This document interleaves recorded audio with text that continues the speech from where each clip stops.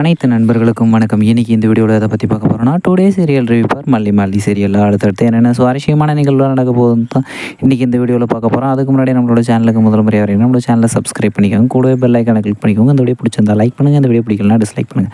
வாங்க ஃப்ரெண்ட்ஸ், வீடியோக்குள்ளே போகலாம். வீடியோக்குள்ளே பார்த்துக்கு முன்னாடி உங்களுக்கு மல்லியை பிடிக்குமா, இல்லை வெண்பாவை பிடிக்குமா, இல்லை விஜயை பிடிக்குமா, மறக்காமல் கமெண்ட்டில் சொல்லுங்கள்.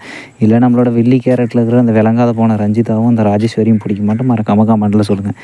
நம்மளோட மல்லி சீரியலில் வந்து சுவாரஸ்யமாலாம் ஒன்றும் போகலைங்க. பார்க்குறதுக்கு ரொம்பவும் கஷ்டமாக தான் இருக்குது. நம்மளோட மல்லிக்கு அடுத்தடுத்து பிரச்சனையை கொடுத்துட்டுருக்காங்க.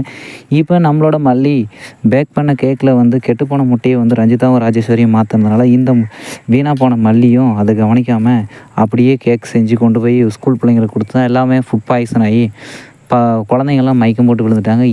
இதை தெரிஞ்சுக்கிட்ட நம்மளோட ஸ்கூல் பிரின்ஸிபல், நம்மளோட அதாவது ஸ்கூல் ஹெட் மாஸ்டர் வந்து நம்மளோட வெண்பா குட்டியும் திட்டி இது யார் செஞ்சு கொடுத்ததுன்னு மல்லிக்கிட்ட வந்து மல்லி மூலிமா வந்து விஜய்க்கு போயிட்டு விஜய் மூலிமா எல்லாமே வந்து ஒரு பெரிய பிரச்சனையே நடந்து முடிச்சிருச்சு.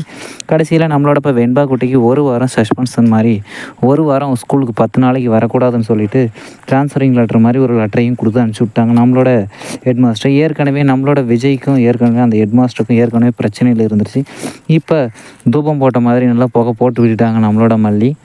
இப்போ வந்து அந்த மொத்த கோவத்தையும் நம்மளோட வீட்டில் நம்மளோட மல்லி மேலே தான் வந்து விஜய் இப்போ காட்டிட்டு இருக்கிறாரு. நம்மளோட ரஞ்சிதாவும் ராஜேஸ்வரி இன்னும் கொஞ்சம் நல்லா சாம்பிராணி போட்டுகிட்டே இருக்கிறாங்க.